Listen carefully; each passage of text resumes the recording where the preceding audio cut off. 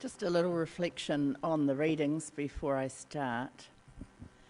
The Gospel this morning described two types of people. Those, the sheep, are God's people who give proof of this by practical love that they show to others, often at their own expense, inconvenience and comfort.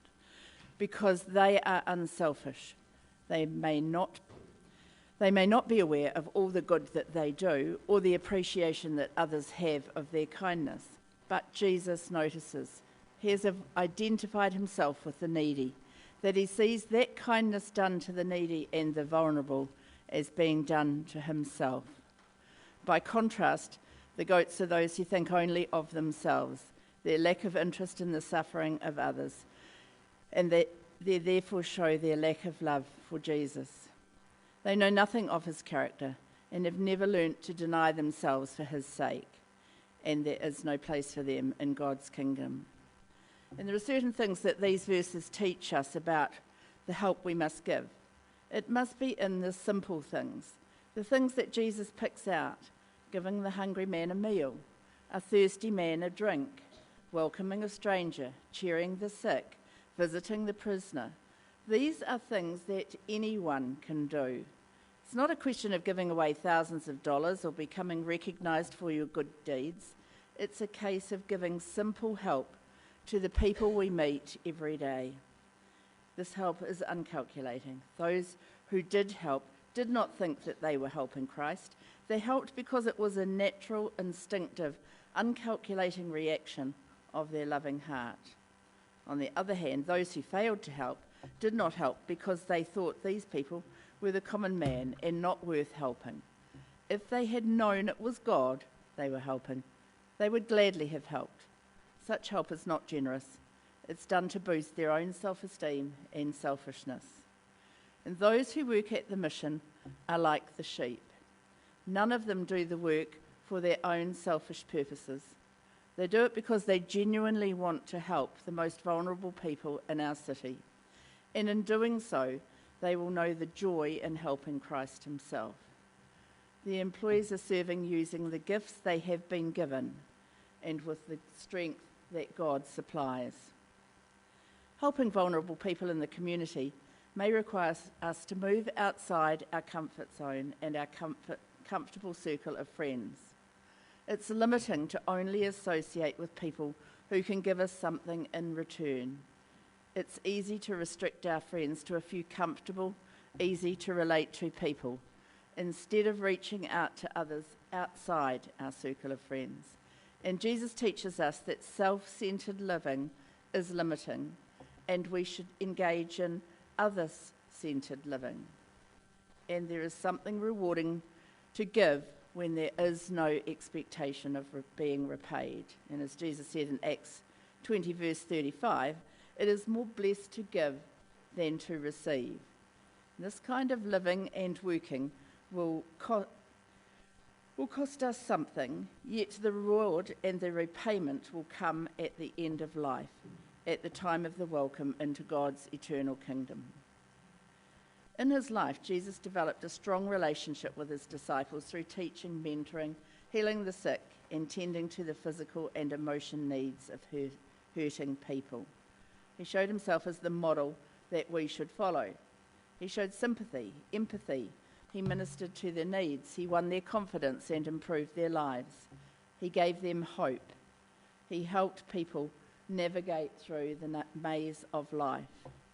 And the role of support agencies today is to continue that model of caring for the vulnerable people in society.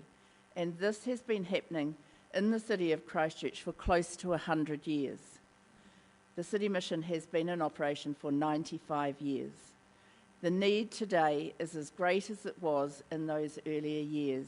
Sadly, there are still those who need our help.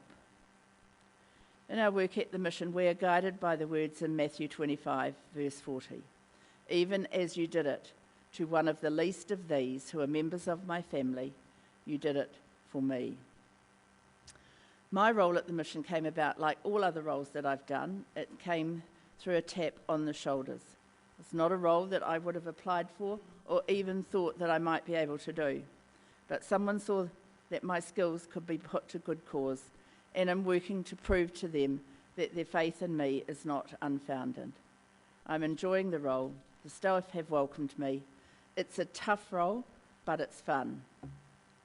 Since joining, I'm personally impressed by the welcome given by staff to clients, the passion that they show for the work that they're doing, for the quality of their training and experience, and their enthusiasm for helping those who are seeking our support and love. It was easy for me to say yes to this continued interim role when I saw the passion that they put into their work. I want to help them achieve their goals. I've never worked in a not-for-profit before. I've always worked in a commercial organisation, but I'm able to use the skills I learnt in 50 years in business. Having retired in January last year and this role coming in March last year, I feel that was a calling from God to give back to our city and those in need. And as a city, we are blessed to have the City Mission looking after those needing our care and support. In the early days of the Christchurch City Mission, there was a focus on evangelism as well as support. But the focus on evangelism has been dropped to ensure that the services are unbiased and inclusive for all people in need.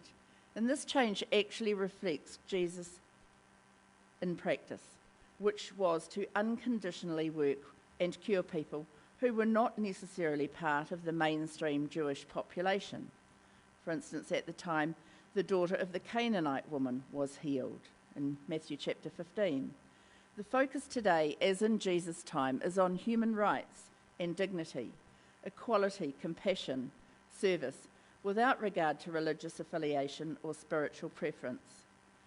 You'll notice that we don't have the word Anglican in our name because we want to emphasise our support for all. We are still under the auspices of the Anglican Church, under Anglican care, but we are not directly financially supported by the Church. We're an independent organisation with the need to fund our own operation. We seek to promote social change, to assist in personal, family and community problem solving, and to empower the clients to enhance their own well-being, to give them hope that they might not have had in their lives until they arrived at the mission. And while not all employees at the mission are Anglican or even have a faith background, they follow Jesus' mission of service to help those who are hungry, thirsty and impoverished, and to help the wounded and plan for their recovery to full health. There is a focus on social justice with a deep commitment to alleviate the needs of the poor and vulnerable and provide an environment where these people can reach their full potential. We respect the dignity, worth and well-being of every person. We aim to give them hope. And as the Gospels of Matthew and Mark stress, we must treat everyone with love, the second great commandment, to love thy neighbour as you would love yourself. And that's a very big challenge and a big opportunity when dealing with these clients. We must accept one another as Christ has accepted us. In serving these clients, we remember that in the eyes of God, all human beings, regardless of gender, social or citizenship status, were created in the image of God and were created equal. And you know, if you look around here and say, love one another, it's pretty easy to love one another in this room. You come and sit in the reception at the City Mission, and it's a little bit more of a challenge. But our staff are absolutely committed. They love these people. They want to do what they can from them. And they come in one day and all is nice and we think we're making progress. They come in the next day and they've been on drugs or alcohol or something else has gone wrong in their life. And although they come for help, they don't want our help. It's a pretty tough job that these people do. But in Proverbs 31, we're given that obligation to advocate for those who cannot speak for themselves and for the rights of the destitute. Jesus taught us to take care of the vulnerable, the oppressed and displaced people. And we at the mission work to provide positive relationships while we work with them and to protect their human dignity. Jesus was, in fact, the ultimate social worker. He found housing for people, he gave them free food, he healed the sick, and reintroduced outcasts back into society. And this is exactly what we aim to do at the mission today, to help our clients navigate their way through the maze of life. From the beginning, the mission has supported people suffering from economic effects, what was happening at the time, the effects of World War II, the Great Depression, the ups and downs over time, the devastation of the earthquakes, the results of the recent pandemic, and even today, the tough times with the economic situation that we're going through today. And these tough times put the resources of the mission under pressure in terms of staffing, volunteers, food, and money. You could think that not a lot has changed since those early days when they focused on food parcels and emergency accommodation. And on one hand, that is correct, but we're much more involved in a much wider offering of support. Today, one of our biggest opportunities, I would call it, is we provide support in alcohol and other drug services for youth and adults from age 14 to over 90. We offer the only private detox unit in the South Island. We provide counselling, mental health services. We do daily programs for people coming out of the detox unit, and we have transitional housing for those who've come out of and are recovering from addiction. We run community development activities in association with church and local community trusts, where we offer programs in local communities in Linwood, Addington, Hornby, Sydenham, where people come for sessions run for mothers or families or craft groups or Pilates or yoga or just chat drop-in sessions. We do these in their community. It's easier for some people to come to their community than come to Hereford Street. Coming to Hereford Street is quite confrontational when you come into that front reception. If we can deal with people in their own community, it is somewhat better. We run social enterprises like our op shops and our trade me sales. We do catering now, catering for corporates to raise money for the mission. We do funerals, weddings, breakfasts, lunches, and we operate a very successful community cafe in Hereford Street over the road from the City Mission main building. It's a value for money cafe. If you haven't been, it might be a nice opportunity to go out. It's 7:30 till 2, and coffees are $3, teas are $2, scones are $2, muffins are $3. So that's value for money. So we're trying to cater for everybody. But if you've got more money, there are other meals that you can get that are more expensive. We provide housing for men and women, short-term housing. If they arrive at 5 o'clock at night and we've got a spare bed, then they're welcomed. They're provided with a meal, a shower, they can do their washing for a gold coin. They sleep in a bed and have breakfast before leaving at 8 o'clock.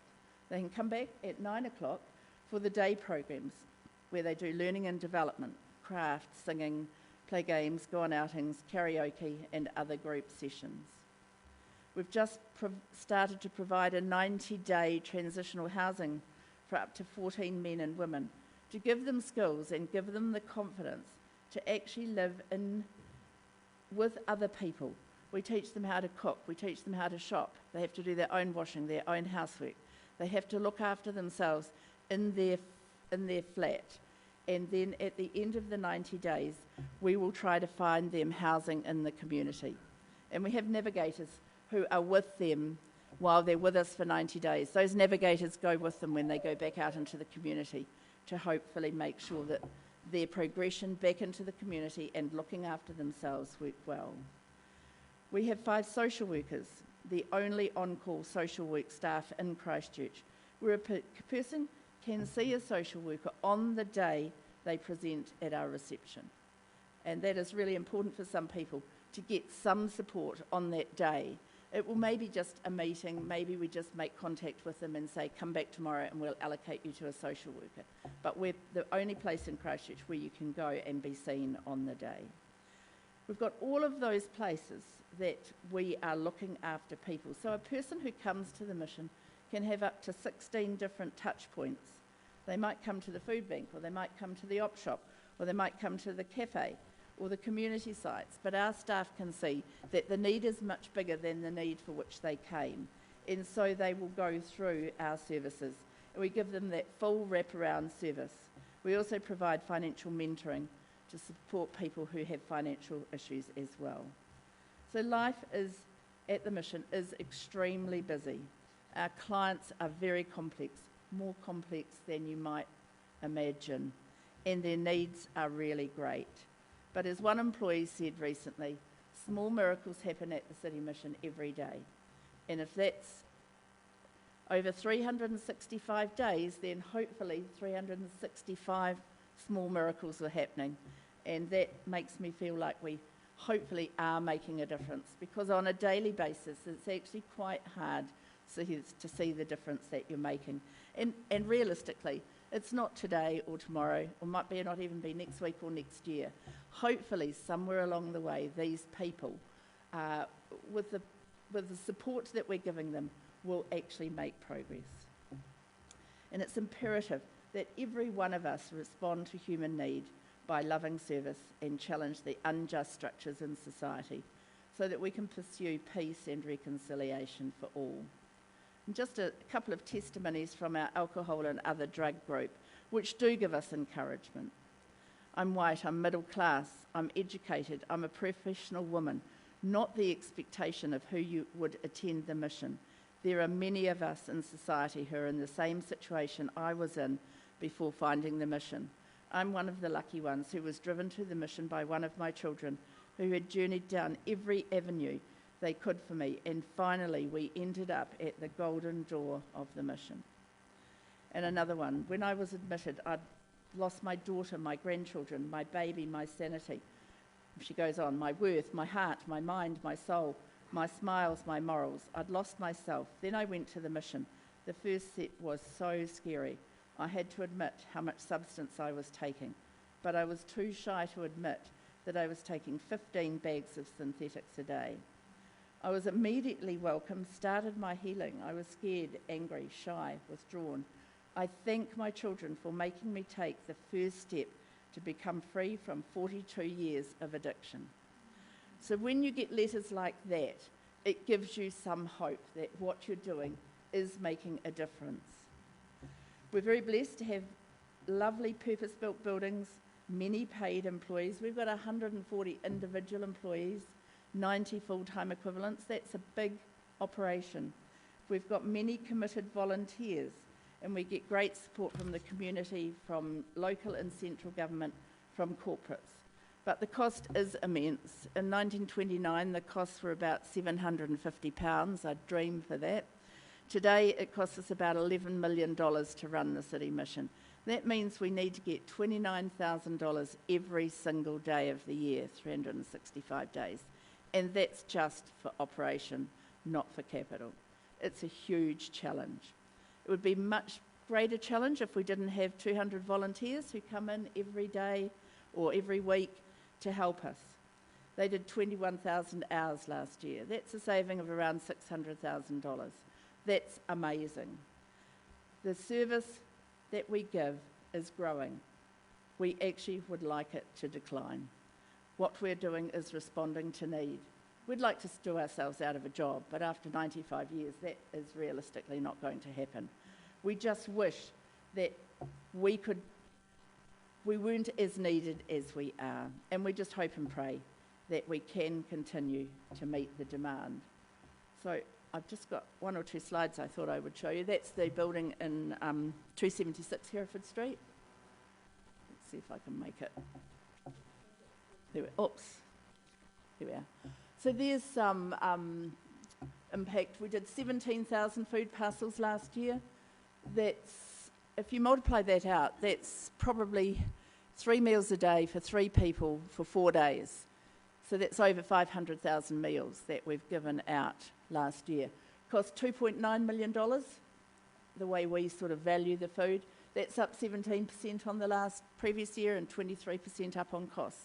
That's the sort of thing we're having to deal with at the mission. 21,000 volunteer hours, 10,000 clients came to see us, 70,000 interactions. So each client comes on average 10 times. Some 7 times, sorry. Some might only come once or twice. Some come a lot more than that. They can come backwards and forwards no matter how many times they need to. We are there for them. That's the cafe there, the transitional housing behind, and the new food bank and food warehouse. There's the transitional housing, 3 floors, five people on 2 floors, 4 on another floor, where they live in community. And that's just showing the size of the new building, which has got the self-serve food bank and the warehouse and financial mentors at the front and the social workers at the back. This is inside, pretty nice for them. It's a little bit unfortunate because I'm sure when they leave us, it's not quite as nice when they go to housing out in the community. But it does give them something to aspire to. It gives them 90 days of being looked after and having nice accommodation. That's lovely and bright and sunny. Their bedrooms are off to that side, and they're light, they're bright, they're double glazed. But they're not expected to be in their rooms very often. Look, in a house at home, you want a space to go to when things don't go well, but we're trying to teach them to live in community. So we're trying to get them to be in the living area much more often than in the bedrooms. But they get their own bedroom. They get a bed, a bedside cabinet, a chair, a TV and a wardrobe. So they're nice little independent rooms, no locks on the door, but but the door can shut. There's the cafe. I mean, it's just like any other cafe, but it's a lovely cafe. It's vibrant. You can go in there any day of the week and you'll see business people having a meeting. You'll see our clients come in, and we have a pay it forward scheme, so they might get a coffee every now and then for nothing. You'll find staff coming in, you'll find tradies coming in for a takeaway coffee, you find people who live in the community coming. You'll see a grandmother, a daughter and a grandchild, because they can afford to come here and actually have some socialisation. There's the all-day breakfast, just like you'd get anywhere else. Just trying to tempt you, of course. We go out on the street. I think the guy at the moment actually is going out by foot, but he goes every morning at 7:30 and talks to all the men, mainly men, on the street. You know, do they need help? Is their sleeping bag so wet that they need to have a fresh sleeping bag? Do they need new socks? Do they need medical attention? Have they got enough food? Some people don't want to come to the mission. They just don't trust the government, they don't trust society, and they haven't got an identity. If you haven't got an identity, you can't get a bank account. If you haven't got a bank account, you can't get a benefit. And so they, for one reason or another, they don't want to come to us. But we go out there every single day and we are encouraging, and every now and then one of them will come, and every now and then we are successful. That's the Women's Day program. That was Matariki last year, where we gave the men and the women a Matariki meal, and so they decided to do craft and decorate their room. This year we did the men and women together, which was highly successful. That's the new op shop in Barbados Street. If you've ever got anything you want to get rid of, drop it off. If you've got more than 1 or 2 things, or if you've got furniture that's heavy, or if you've got a house full because you know someone who's going into residential care, just ring the office and we will come out and pick it up, because we're desperate to get things. We've turned over $10,000 a week in that shop, and clothes are only about $4. So you can see how much we have to turn over, and we need furniture so we can sell them at $20, $50, $100, $150, because that's how we can get more money. So if you've ever got anything, it's open Monday to Friday from 10 till 4 probably. There's 12 car parks and there's a loading zone, so you can drop stuff off. But as I say, if you want stuff picked up, we'll come and pick it up. We get given plants, they go out to the prison, the prisoners tend to them, and then that comes back to either use in the cafe, use in our accommodation, or to sell, or to put into food parcels. And that's just showing that once upon a time, the main clients were single men. Now it's families. Now it's families on 1 income. Sometimes it's families on 2 incomes. For some reason or another, for a short period of time, they need our help. And to come to the mission is quite a big step for people. We had a guy who's 70. He said, I used to give to the mission all the time when I was younger. I never ever thought that I would have to use your services. I sat outside for 15 minutes thinking, I cannot do this. But he said, I knew I had to because I needed food. So we do have families coming through. So that's getting ready for Christmas. We do 1,800 food parcels in the week before Christmas. And so we have to store banana boxes. Those are 2 deep and they're all around the basement. And we use at least 300 or more of those every single week as well. So we have to, and we're already planning, not just storing boxes, we're planning how we're going to do Christmas week already because it's a massive task to manage that activity. Oh, what did I do? I shut it down. This is the underneath, where the food bank used to be underneath in that car park. Thankfully, we now can use it for car parking. But that's the Wednesday team who sort the food parcels. They come every single week. They're like a little community of their own. They get on really, really well together and they love what they're doing. So there's the new building. We've now got a proper warehouse. We've got shelving. We can store it. We've not quite as organised as we could be because we've only been in it for about a month. But all of it stored in these floor-to-ceiling shelving. We've got more shelving than New World Durham Street. New World Durham Street order 7 days a week. So what they sell yesterday, they order today. They put it straight on the shelves. But we get given pallets of things, and we might get a pallet of, let's say, toilet paper that might last us 3 months. So we have to store that for 3 months. So we've got a lot of stuff stored. But when you look at it and you work out how much food we have in there, it probably only lasts 4 weeks, and then we have to replenish it. So there's the volunteers now working in the nice new area. There's the supermarket, I'm not allowed to call it that, self-serve food bank. Looks like a supermarket. Got all the standard things that you would normally find. They get points, so if you're an adult on your own, you get 55 points. If you've got a large family, you get 75 points. And with a point of sale system, so it's just they scan it just like you do at any other supermarket, and that's how they get their food parcel, if they want to do it that way. Some people still want a pre-packaged food parcel, but at the moment people think, oh, this is a neat idea, we'll go to the self-serve. We can only do 4 people every half hour, so we can't take everybody through that self-serve. Oh, what happened to that one? That's an interesting situation. There we are. So there's a person, they get a calculator, which they can add their points up on, and then you can see that these things here are 1 point, the pigs at the top are 2 points. You'll see in the middle down here, the green ones must be 2 points, but it says limit 1. So if we've got things that we don't want them to necessarily buy lots of because we're trying to get them to do healthy food, like lollies or chocolate biscuits, they'll be 3 points and they'll be limit 1. So we're trying to encourage them to buy things that are healthy. If it's bread, because we get bread given to us and it goes off, it's 0 points. Oat milk at the moment, we've been given heaps of oat milk there. They're 0 points because it's going to run out of its time. And so we will give them oat milk for nothing. They gave me some beanies at St James this morning, and so they might go into the op shop, and they're 0 points because, not the op shop, the self-serve food bank, because we want people to focus on food. So we don't want them to use their points for things that aren't food. And that's the financial mentors at the back. It's lovely, it's bright, it's clean. We're really, really blessed to have this building. So there's the choir.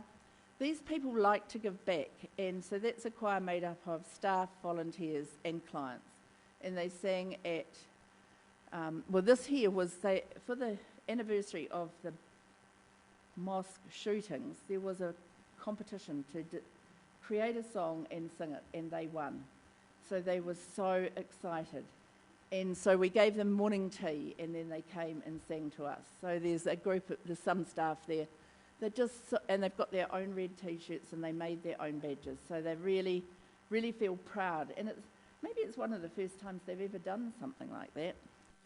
And then they sang at our carol concert, 9 lessons and carols at the cathedral. 3 of the clients actually sang a solo. Some of them have never been in a church before, let alone a cathedral. 2 did a reading. They were so excited about that as well, because they could actually achieve something and give something back. I went to the practice at lunch, before lunch that day. They never made it through their own solo. When it came to the evening, they did it, and they were so proud. And that's what Christmas looks like when the people come to pick up their food parcels in Christmas week. So as I finish, I just would ask that you would pray for the clients. These are the most vulnerable people in society. We want them to find purpose and meaning in life, and that they will allow us to welcome them and to help and support them. Pray for the staff. It's a tough job. They need to have strength and the capacity to love and support these people, and they don't get very many warm fuzzies back from the people that they're helping. Pray for the volunteers, that they know that we absolutely need them and we really appreciate what they're doing. Pray for the funds to cover our costs. And finally, just pray that the Holy Spirit will guide all those involved and are associated with the mission as they do God's work here on earth, with their desire for a hope-filled outcome for these people who desperately need our care and support. Thank you.